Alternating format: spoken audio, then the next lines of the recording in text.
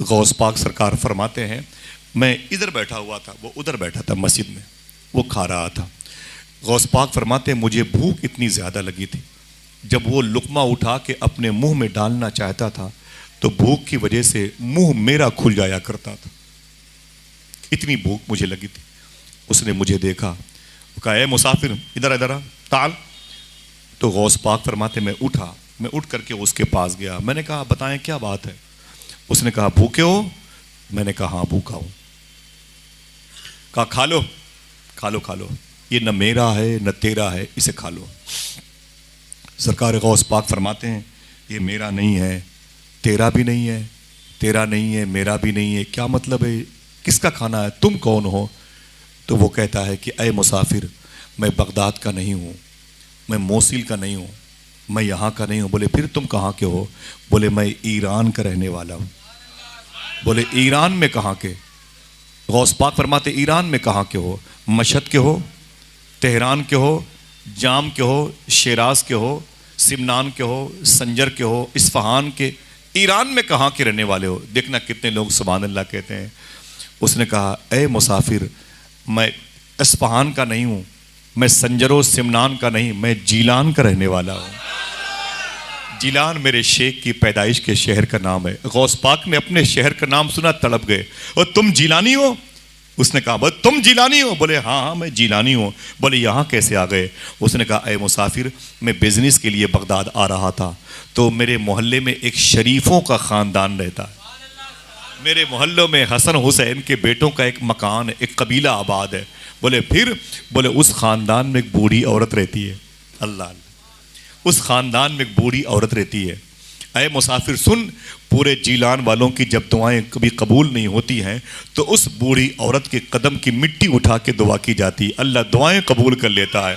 वो औरत हमारे मोहल्ले में बूढ़ी है लेकिन बड़ी ताबिंदा औरत है, बड़ी मुबारक औरत है। उसके दुपट्टे के एक धागे के सदक़े में अल्लाह दुआएं कबूल करता है। गौस पाक फरमाते हैं उसका नाम क्या है? देखना कितने लोग बोलेंगे उसका नाम क्या है? वो कहता है उसका नाम मखदूमा फातिमा उम्मुल खैर है। आय हाय, यही नाम तो मेरे गौस पाक की अम्मी का था। अपनी माँ का नाम सुना तड़प गए गौस पाक, रोने लगे। फरमाते हैं कि फिर यहाँ तुम कैसे आए? बोले जब मैं बगदाद शरीफ से निकला ना तो मुझे इसी बूढ़ी खातून ने बुलाया। बोले मेरे बेटे तुम कहाँ जा रहे हो? मैंने कहा बगदाद बिजनेस करने के लिए। बोले बगदाद में एक मदरसा है जिसे निज़ामिया कहते हैं, वहाँ पर मेरा बेटा अब्दुल कादिर पढ़ता है। तुम अपना काम करना ना, तो काम करने के बाद उसके मदरसे में चले जाना। मेरा बेटा अब्दुल कादिर उसी मदरसे में पढ़ता है और मुझसे बड़ी मोहब्बत करता है और मैं उससे बड़ी मोहब्बत करती हूँ। वो हमेशा के लिए मुझसे बिछड़ गया, लेकिन इन दिनों उसकी याद बहुत आ रही है, मेरे बेटे की याद बहुत आ रही है। ऐसा लगता है मेरा बेटा भूखा है, मेरा बेटा प्यासा है। ये बात हकीकत है कि बच्चे अगर भूखे प्यासे होते हैं तो माँ को खबर हो जाती है, सही है कि नहीं? लेकिन अगर माँ भूखी होती है तो बच्चों को खबर नहीं होती। बच्चे होटलों में खाना खा के घर जाते हैं, माँ के लिए सूखी रोटी भी नहीं होती। बच्चे पेप्सी स्प्राइट थम्स अप पी के जाते हैं, माँ के लिए बाल्टी में गर्म पानी रखा होता है गर्मी के दिनों। बच्चे अपनी बीवी के लिए इलाज के लिए उधर वेदांती सहारा शकुंतला पीजीआई चले जाते हैं और अपनी माँ के लिए 10 रुपए की 2 गोली किसी बनिए की दुकान से खरीद के ला देते हैं। एक ऐसा रिश्ता है। कभी आऊँगा तो मैं बताऊँगा कि माँ किसे कहते हैं। सरकार गौस पाक फरमाते हैं मुझसे उसने कहा कि मुझसे उस बूढ़ी औरत ने कहा बगदाद जाना तो मेरा बेटा अब्दुल कादिर है, उसको मेरा सलाम बोलना, ये कुछ खर्चे के पैसे उसको दे देना, इन दिनों उसकी याद बहुत आ रही है, उससे बताना कि तेरी माँ खैरियत से है। तो गौस पाक फरमाते फिर? वो कहता मैं बगदाद आया, मैंने अपना बिजनेस किया, मैं फारिग हो गया, फिर मैं उस मदरसे में गया जहाँ शेख अब्दुल कादिर पढ़ते हैं, जामिया निज़ामिया। जब मैं वहाँ गया तो मदरसे के बच्चे असातिज़ा टीचर्स थे लेकिन अब्दुल कादिर नहीं था। मैंने कहा शेख अब्दुल कादिर? बोले जीलानी। मैंने कहा हाँ। बोले वो इमाम मूसा काजिम, इमाम जवाद तकी के रोज़े पर होगा। बोले मैं वहाँ पर गया, बोले सब मिले, अब्दुल कादिर न मिला। किसी ने कहा करीब में इमाम आज़म अबू हनीफा की बारगाह है, बोले सब मिले, अब्दुल कादिर न मिला। किसी ने कहा कुरकुक सुलेमानिया मोसिल कुर्दिस्तान की तरफ होगा, यूनुस अलैहिस्सलाम की बारगाह, बोले सब मिले, अब्दुल कादिर न मिला। किसी ने कहा नजफ में मौला अली के रोज़े पर होगा, बोले वहाँ गया, सब मिले, अब्दुल कादिर न मिला। किसी ने कहा करबला में हुसैन अब्बास के पास होगा, बोले वहाँ गया, अब्दुल कादिर न मिला। तो किसी ने कहा था अब्दुल कादिर मदायन के जंगलों में गुम हो गया, वही गुम हो गया है, उसकी अक्ल माऊफ हो गई, माज़ल्ला उसकी अक्ल ख़राब हो गई, अब्दुल कादिर शायद इंतकाल कर गया। कहा फिर मैंने अब्दुल कादिर को ढूंढते ढूंढते थक गया, मेरे अपने पैसे ख़त्म हो गए। बोले फिर, बोले अब जो पैसे मेरे पास उसकी माँ ने दिए थे, उन पैसों से खरीद खरीद कर मैंने खाना शुरू कर दिया। उन्हीं पैसों का ये खाना है जो अभी मैंने तेरे सामने रखे देखे, इसीलिए मैंने तुझसे कहा इसे खा ले, न मेरा है न तेरा है। इतना सुनना था, गौस पाक बहुत रोए, इतना रोए, आंखों से आंसू निकले। उसने कहा ए मुसाफिर तू रोता क्यों है? गौस पाक फरमाते हैं ए मुसाफिर सुन, जीलान से आने वाले, जिस अब्दुल कादिर को तो ढूंढ रहा है वो मैं हूं, जिसके लिए तूने इतनी दिक्कतों का सामना करना पड़ा तुझे, वो मैं हूं। उसने कहा तुम जिलानी अब्दुल कादिर हो? फरमाया मैं हूं। कहा वो तेरे बाप का नाम शेख मूसा जंगी दोस्त है? फरमाया हाँ। तेरी माँ का नाम फातिमा उम्मुल खैर? कहा हाँ। कहा तेरे दादा अब्दुल्ला जिलानी? फरमाया हाँ। कहा तेरी पुप्पू आयशा? फरमाया हाँ। ये मेरे घर के लोग हैं, ये मेरी माँ है। वो लिपट गया। उसने कहा अरे अब्दुल कादिर तू बड़ा खुशकिस्मत है, तुझे उस माँ का शिकम मिला जिसके नाम के सदके में अल्लाह दुआएं कबूल करता है। तो उस शरीफों के ख़ानदान का है, शरफा के ख़ानदान का, तू हसनी हुसैनी लाल है। मैंने कहा हाँ। ये बता मेरी माँ कैसी है? मेरी माँ कैसी है? उसने कहा अब्दुल कादिर तेरी माँ ठीक है, ज़ोफ़ है, बुढ़ापा है, लेकिन तेरी माँ ठीक है। गौस पाक फरमाते मुझे उसने पैसे दिए, कल यहाँ क्या होगा, लंगर बटेगा। क्यों? क्या इदरीस साहब के पास पैसे फालतू हैं कि हमें और आपको खिलाएंगे? उनके घर में कोई खाने वाला नहीं है, उनके बच्चे नहीं हैं, घर की बीवियाँ, उनके बच्चों के बीवियाँ नहीं हैं, क्या ज़रूरत है सब करने की? लेकिन ऐ दोस्तों सुनो, हुजूर गौसे आज़म से किसी ने पूछा था कि ऐ शेख अब्दुल कादिर सबसे बड़ी नेकी किसे कहते हैं? सवाल समझ गए? सबसे बड़ी ना ऊँची बोले, सबसे बड़ी, हाथों को उठाएं पहले, सबसे बड़ी, सवाल समझो फिर जवाब समझोगे। सबसे बड़ी नेकी किसे कहते हैं? गौस पाक ने जुमला इरशाद फरमाया था, मैंने नेकियों की फाइल उलट पलट के देखी, लेकिन सबसे बड़ी नेकी अल्लाह की बारगाह में जो मुझे मिली है वो ये है, पब्लिक को खाना खिला दिया जाए। हाय हाय, जरा मोहब्बत से कहते हो सुभान अल्लाह। भूखों को खाना खिला दिया जाए, मुसाफिरों को खाना खिला दिया जाए, अपने घर में नमाजियों को बुला के चाय पिला। नेकियों, यही जुमला गौस पाक के लंगर खाने पे लिखा हुआ है। सुभान अल्लाह कह दे। मैंने नेकियों की फाइल उलट पलट के देखी, सबसे बड़ी नेकी अल्लाह की बारगाह में मखलूक पब्लिक को खाना खिलाने वाली नेकी, यही वो अमल था जिसने उभारा। और फिर कल इंशाअल्लाह गरीबों की शिकम परवरी का इंतज़ाम होगा और गौस पाक का लंगर होगा। तो सूफी सुल्तान ने फरमाते कोई आए चाहे ना आए, गौस पाक का नुमाइंदा ज़रूर आता है। ज़रा मोहब्बत से कह दो सुभान अल्लाह। मैं अपनी बहनों से गुजारिश करूँगा, अपनी माओं से, अपनी बेटियों से, हर जुमेरात को गौस पाक की नियाज किया करें। दिल से बोले इंशाअल्लाह। हर जुमेरात को गौस पाक की नियाज किया करें, ठीक है? अपने हाथों से बावजू बनाया करें और अपने हाथों से ही फातिहा किया करें।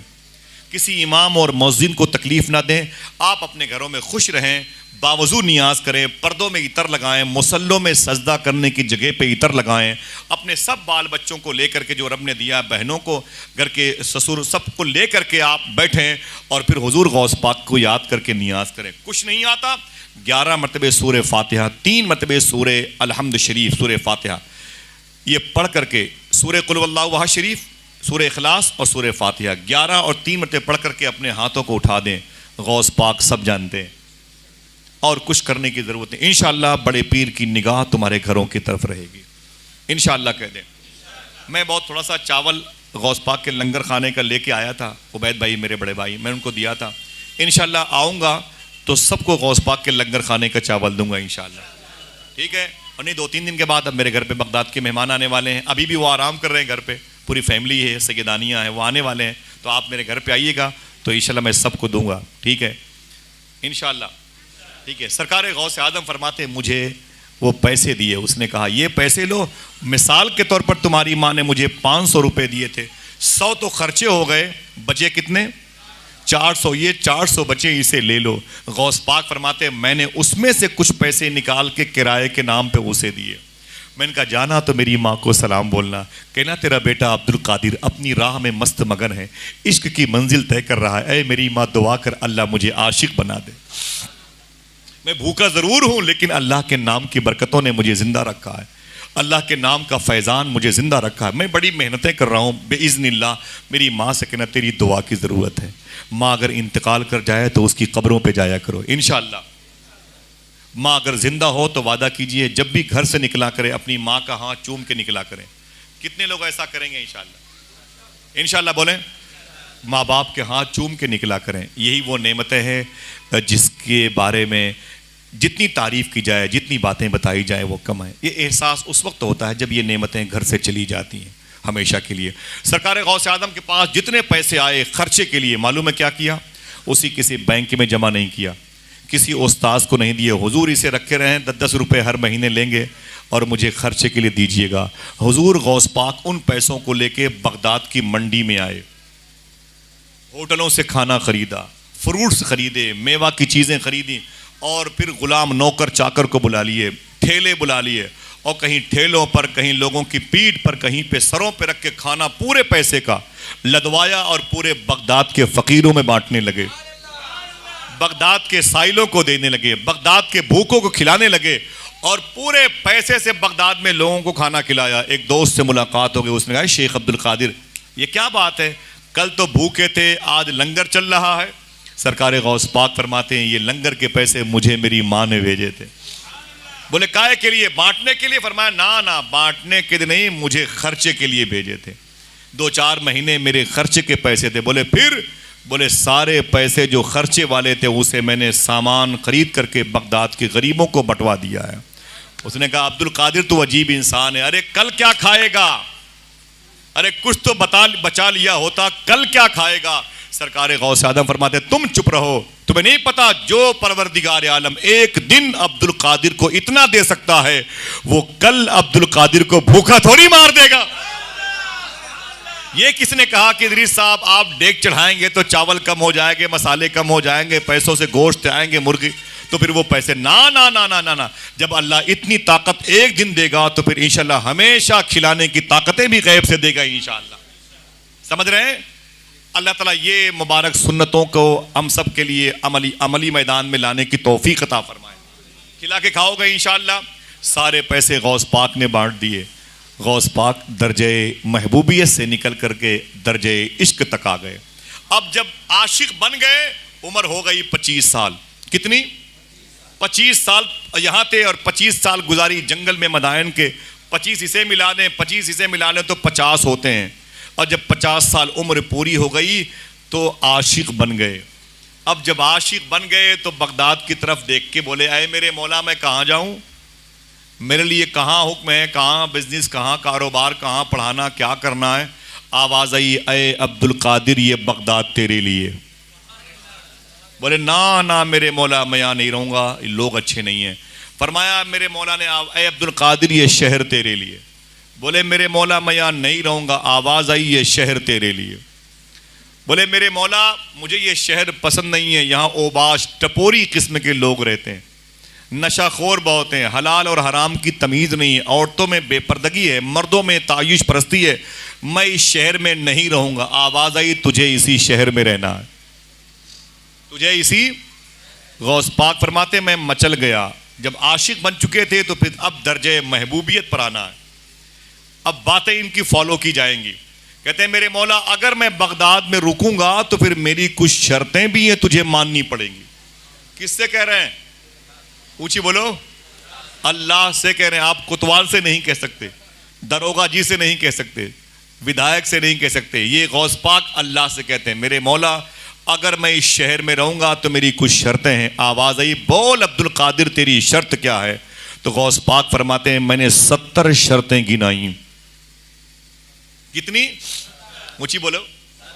मैंने 70 शर्तें गिनाई और अल्लाह ने मेरी हर एक शर्त को 70 मर्तबे कह के कबूल की है। एक दिन तकरीर कर रहे थे गौस पाक ने फरमाया, अरे बगदाद वालों, अगर कहो तो बता दूं उन 70 शर्तों में एक शर्त क्या थी। लोगों ने कहा हुजूर बता दें। तो सरकार गौसे आजम फरमाते, उन 70 शर्तों में एक शर्त यह भी थी। मैंने कहा, अरे मेरे मौला, मेरी एक शर्त यह भी है कि जो मुझसे मोहब्बत करे बगैर तौबा के उसे मौत नहीं आनी चाहिए। अल्लाह अल्लाह अल्लाह अल्लाह। कहो तो दूसरी बता दूं, किसी बता दूं, एक किताब में नहीं है, ये किताब में नहीं है कि यही वो दूसरी शर्त है, लेकिन यह वाकया है। लेकिन गौस पाक के उन 70 मारूजात में एक ये भी है। गौस पाक के खादिम शेख बका बिन बतू गौस पाक के पीछे पीछे चलते थे। उस्ताद शेख हम्माद दब्बास के रूम में आए, और जब रूम में आए ना तो सरकार गौस आजम के उस्ताद बैठे थे, गौस पाक खड़े हो गए, और खड़े होकर के आपने अदब से खुतबा पढ़ा, और खुतबा पढ़ने के बाद तकरीर शुरू कर दी। और जब तकरीर शुरू की तो टॉपिक क्या था? नमाज रोज़ा नहीं, मौत क़ज़ा व क़द्र नहीं। मालूम है क्या टॉपिक था? अपनी ही ज़ात। ऐ बगदाद वालों, तुम्हें पता है अब्दुल कादिर कौन है? अपने ही बारे में गौस पाक ने बड़ी बड़ी बड़ी बड़ी बातें की, और देर तक की। तकरीर जब ख़त्म हुई तो आपके उस्ताद ने कहा, अब्दुल कादिर इधर आओ। जब गौस पाक अपने उस्ताद के पास गए तो उस्ताद शेख हम्माद ने कहा, अब्दुल कादिर तुझे पता है बहुत ओवर बोलते हो। इनके उस्ताद ने कहा, बहुत ओवर बोलते हो, अपने बारे में कोई इस किस्म की बातें करता है, मैं ये हूँ, मैं वो हूँ, मैं वो हूँ, मैं वो हूँ। सुन अब्दुल कादिर, तुझसे अल्लाह मैदान मैशर में तुझसे भी अल्लाह सवाल करेगा, संभल के बोला करो। फरमाते हैं उस्ताद, ऐ अब्दुल कादिर, अल्लाह तुझसे भी मुआखज़ा करेगा, गिरफ्त करेगा, तुझसे भी मैदान मैशर में सवाल करेगा अल्लाह, लिहाजा संभल के बात किया करो, इतना ओवर न बोला करो। गौस पाक के खादिम शेख बका कहते हैं कि गौस पाक का चेहरा बदल गया। आपने अपना दाहिना हाथ अपने उस्ताद के सीने पे रखा, रखने के बाद हटाया, और हटाने के बाद फरमाया, अय मेरे उस्ताद, देखो मेरे दाहिने हाथ की हथेली पे क्या लिखा हुआ है। देखना कितने लोग सुभान अल्लाह कहते हैं। तो शेख हम्माद दब्बास कहते हैं, मैंने शेख अब्दुल कादिर के दाहिने हाथ की हथेली को देखा तो उसमें लिखा हुआ था, अय हम्माद दब्बास, अल्लाह फरमाता है मैं अब्दुल कादिर से मैदान मैशर में कोई सवाल नहीं करूंगा। ये उन 70 में से दूसरी शर्त है। मुझे कई बातें मालूम है, ये बताया था सूफी साहब किबला ने, लेकिन हुजूर गौसे आजम सरकार है, जरा प्यार से कह दो सुभान अल्लाह। तो ये खाने खिलाने वाली रस्म को जिंदा रखोगे इंशाअल्लाह? इंशाअल्लाह बोलो, खिला के खाओगे, ये गौस पाक की सुन्नत है। हाँ, कल लंगर की धूम धूम रहेगी इंशाअल्लाह, गौस पाक का नुमाइंदा आएगा इंशाअल्लाह। गौस पाक ने खिदमत की, 5000 ईसाइयों ने, यहूदियों ने कलमा पढ़ा। गौस पाक की बात करूंगा तो 6, 7, 8 घंटे में खत्म होती हैं, लेकिन बातें आखिरी हैं। ठीक, हुजूर गौसे आजम सरकार के हाथों पे कलमा पढ़ने वालों की तादाद 5000 है। कितनी? 1.25 लाख लोगों ने तौबा किया शराब से, जना से, चोरी से। 1.25 लाख गौस पाक के मदरसे से आलिम दीन फारिग हुए। हफ्ते में 2 तकरीर गौस पाक मैदान में करते थे। हर तकरीर में 400 लोगों को अल्लाह अपना वली बनाता था। 400 जनाजे उठा करते थे।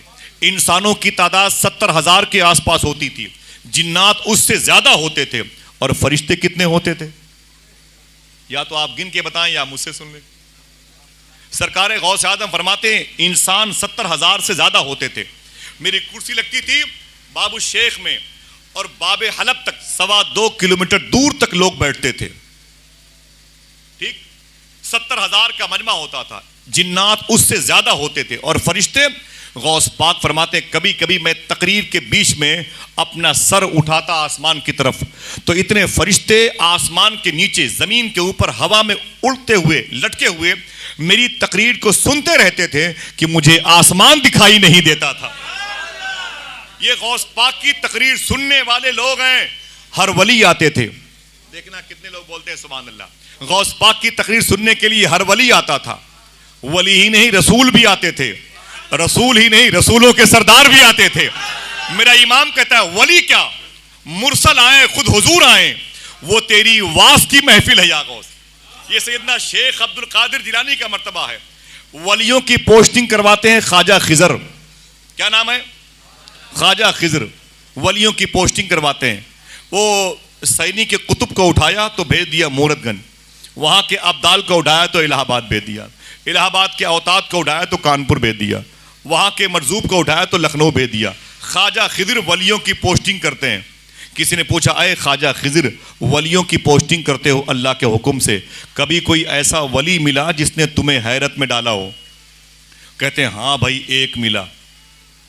आप समझ गए होंगे वो एक कौन होगा? हाँ, बोले वो कैसे? तो ख्वाजा खिदिर कहते हैं मैं ज़मीन से उड़ा। ये मुशाहिदाती दुनिया है, इसे नासूती दुनिया कहते हैं। आलम नासूत, आलम जबरूत, आलम हाहूत, आलम मलकूत, आलम हाहूत, ये दुनिया के नाम हैं जो पर्दे गैब में है। तो ख्वाजा खिदिर कहते हैं मैं इधर से निकला तो सोचा कि आलम लाहूत, जबरूत, हाहूत हो लूँ, लेकिन जब मैं उड़ा ना तो जहाँ से दुनिया ख़त्म होती है उसके आखिरी किनारे पर एक टापू पर, जजीरे पर एक आदमी चादर ओढ़े लेटा हुआ था।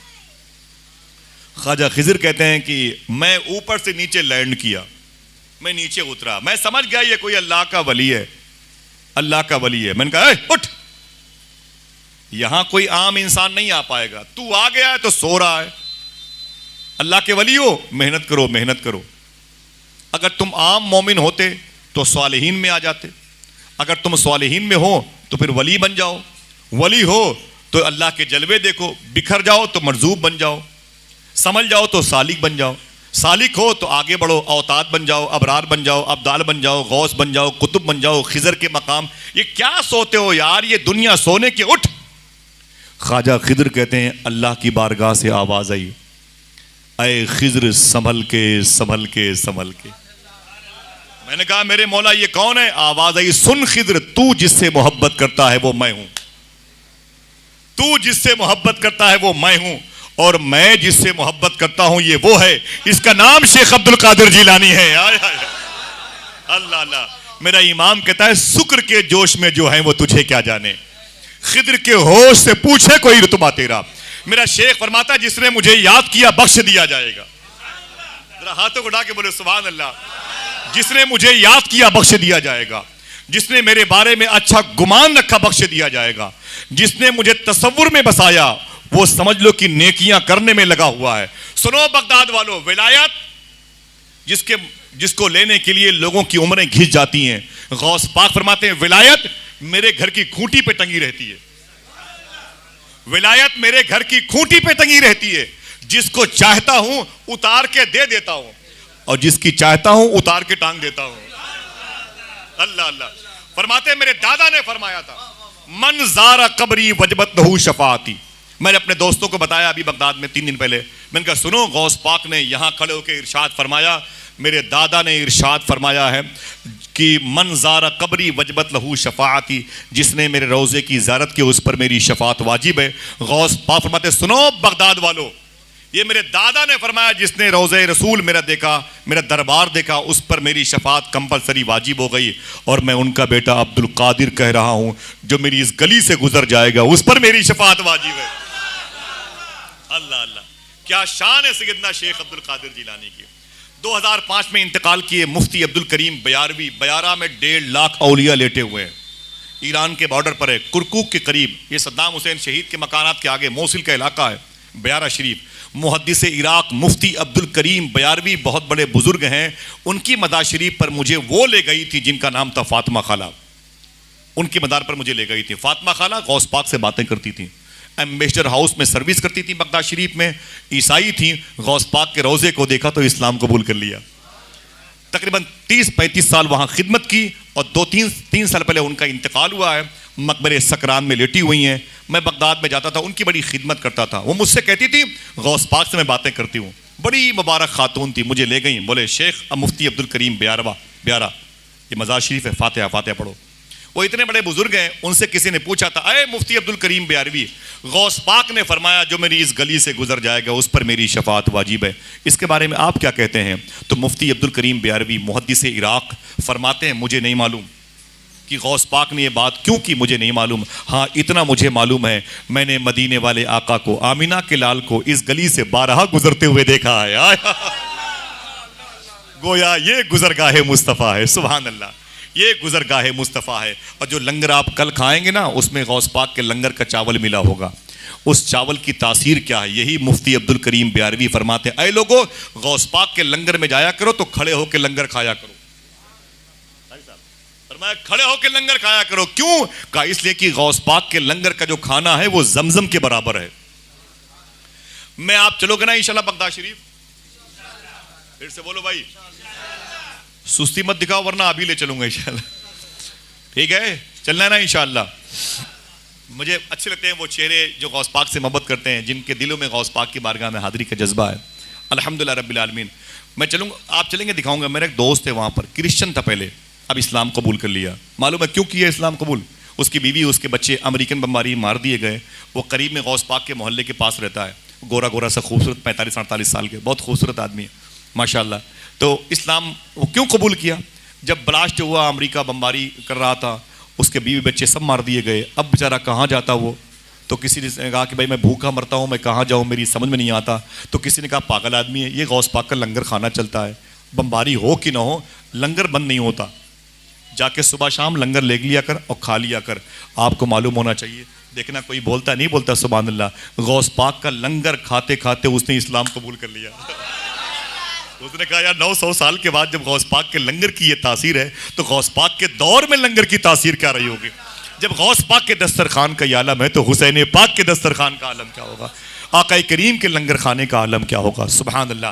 ये जो लंगर की बहारें हैं ये कायम रहेंगी इंशाअल्लाह। बोलो, जो ताकत व कुव्वत जैसी भी हो, गौस पाक का लंगर बंद नहीं होना चाहिए इंशाअल्लाह। हर खुशी के मौके पर और हर गम के मौके पर इंशाअल्लाह। बोलो हाथों को उठा के। 11वीं शरीफ के महीने में इतने धूम धूम से लंगर करो कि हर घरों में गौस पाक का फैजान नजर आने लगे। अगर ताकत कुव्वत नहीं है तो 11वीं के महीने में 25-50 रुपए की टॉफी ही खरीद के मोहल्ले में बंटवा दिया करो। बच्चे पूछें ये क्या है, कहना कि बगदाद वाले की 11वीं मुबारक हो। ये बहुत मुबारक अमल है और अल्लाह तबारक व तआला इसको कबूल फरमाता है। ये अमल होने से पहले कबूल फरमाता है। अल्हम्दुलिल्लाह बहुत सारी बातें हैं इसी लंगर के हवाले से। मैंने सोचा कि बताऊं आपसे कि गौस पाक भूखे भी रहते थे तो खाना भी खिलाते थे। ऐसा लंगर चलाया 900 साल से अब तक बंद नहीं हुआ। इतनी बमबारी हुई, 18 लाख मुसलमान बगदाद में मारे गए, लेकिन गौस पाक का लंगर बंद नहीं हुआ। 20-20 लाख रुपए नजराने के गौस पाक के पास आते थे पर डे, लेकिन सारे पैसे लंगर में खर्च होते थे। यही वजह है कि अजमेर शरीफ चले जाओ तो ख्वाजा साहब का रोज़ा भी है, मस्जिद भी है, लंगर भी है। बोलो भाई बोलो। सरकार साबिर पाक की बारगाह में चले जाओ तो साबिर पाक का रोज़ा भी है, मस्जिद भी है, लंगर भी है।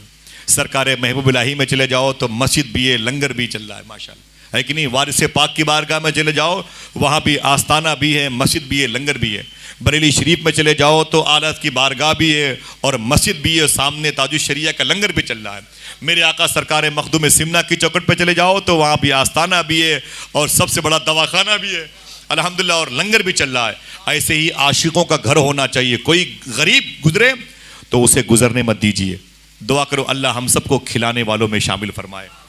अपने बीवी बच्चों को सखी बनाए। सखी जिसके हाथ लंबे होते हैं, अल्लाह उन हाथों की दुआएं कबूल करता है। ये दिखा दिखा के खाओगे तो बीमार हो जाओगे, खिला खिला के खाओगे तो इंशाल्लाह बीमारियां दूर करने वाला काम अल्लाह आपको सौंप देगा इंशाल्लाह। कह दें वकुन मा सादिकीन, जो सच्चों का सरदार उसे शेख अब्दुल कादिर जिलानी कहा जाता है। मेरे घर में 2-3 दिन के बाद इंशाल्लाह उम्मीद है बगदाद शरीफ के काफ़ी मेहमान आने वाले हैं और तारीख अगर कन्फर्म होती है मैं बताऊँगा उबैद भाई को, तो आप लोग तशरीफ़ लाइएगा इंशाल्लाह। कुछ तबरुकात भी मैं दूंगा इंशाल्लाह आप सबको। और मेरे पास अभी तो गौस पाक की बारगाह में नहीं, मैं तो अम्मी के लिए कुछ लाया था, आराम से कोई बात नहीं माशाल्लाह। वो आयशा फातिमा की विलादत के मौके पर मैं आया हूँ और ये एक नक्श मुबारका है सरकार गौस पाक की बारगाह का। ये जो है ना